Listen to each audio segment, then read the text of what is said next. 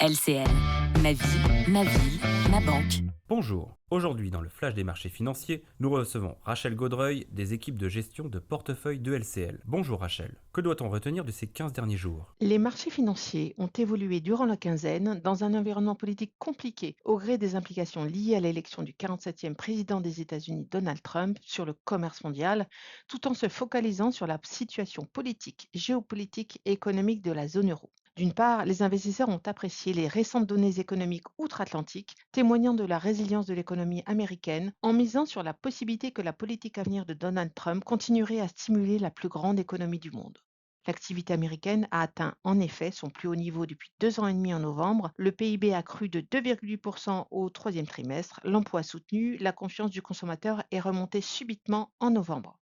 D'autre part, les marchés financiers ont vécu au rythme des nominations au cabinet de la nouvelle administration. La nomination du futur secrétaire au Trésor a été applaudie par les marchés financiers mondiaux. Scott Bessent, un profil venu de l'industrie, jugé modéré sur le plan commercial et budgétaire, les analystes estiment que celui-ci pourrait limiter l'endettement public tout en soutenant les objectifs fiscaux et commerciaux de Trump.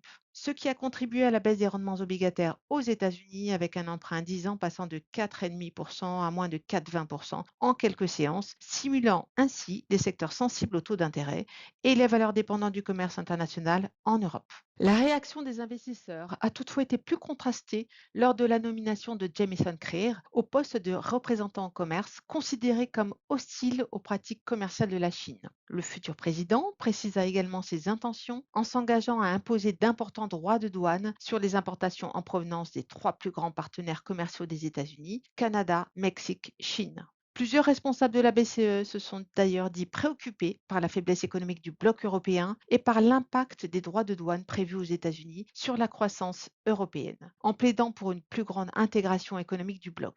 Christine Lagarde a également évoqué la nécessité d'adopter une stratégie davantage axée sur la négociation plutôt que sur une guerre commerciale. Sur la quinzaine, les indices américains continuèrent à surperformer le reste du monde. L'Eurostoxx 50 et le CAC 40 restèrent sous pression avec une quasi-stagnation en subissant des dégagements de capitaux arbitrés, marquant ainsi davantage une divergence entre les deux zones. Le dollar a été recherché. Le cours de l'euro-dollar a connu une chute impressionnante au cours des dernières semaines, passant d'un plus haut d'un an à 1,12 $ début octobre et à un plus bas de 2 ans à 1,04 $ le 26 novembre, avant de se reprendre plus récemment. En cause, les faiblesses spécifiques de la zone euro, mettant à rude épreuve la confiance des opérateurs. À savoir l'atmosphère géopolitique tendue en Europe, avec une montée en puissance des tensions entre la Russie et l'Ukraine. De plus, si la croissance du PIB de la zone euro a surpris positivement au troisième trimestre, les enquêtes préliminaires d'activité se sont révélées décevantes, soulignant la fragilité de la reprise. L'indice composite de la zone euro est retombé en territoire de contraction en octobre en raison d'une détérioration de l'activité dans les services et l'industrie.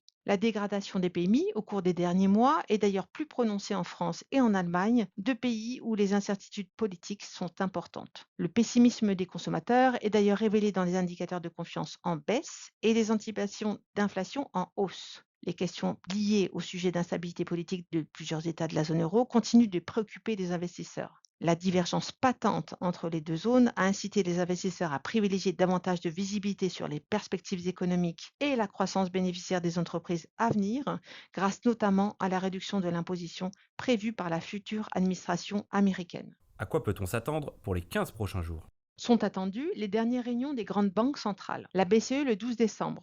Les conditions sont réunies pour une baisse des taux directeurs. Les attentes des marchés sont ambitieuses. La BCE a toutefois déclaré vouloir maintenir une approche pragmatique et graduelle basée sur une inflation de mieux en mieux maîtrisée. La Fed le 18 décembre. Les anticipations de baisse des taux sont moins tranchées. Des inquiétudes ont émergé concernant la prudence de la Réserve fédérale en raison d'une solidité de l'économie et d'une inflation américaine certes en ligne mais toujours élevée. Les progrès pour réduire l'inflation sont lents, laissant planer une incertitude sur une éventuelle baisse des taux cette fois-ci. Une attention particulière sera également portée sur d'une part, les développements politiques en Europe et principalement en France, suivis par les opérateurs de marché, la BCE, les agences de notation. À noter, la note de crédit de la France est maintenue avec une perspective stable. D'autre part, la suite des intentions du futur président des États-Unis sur son programme et leurs effets sur l'économie mondiale seront attendus. Les modèles économiques tendent à montrer un impact direct relativement limité des hausses de droits de douane sur l'activité en Europe, mais un impact indirect qui pourrait être plus fort via les effets de l'incertitude sur l'investissement des entreprises. Merci Rachel pour cette analyse. Nous nous retrouvons dans 15 jours pour un nouveau flash des marchés financiers. Au revoir. LCL, ma vie, ma ville, ma banque.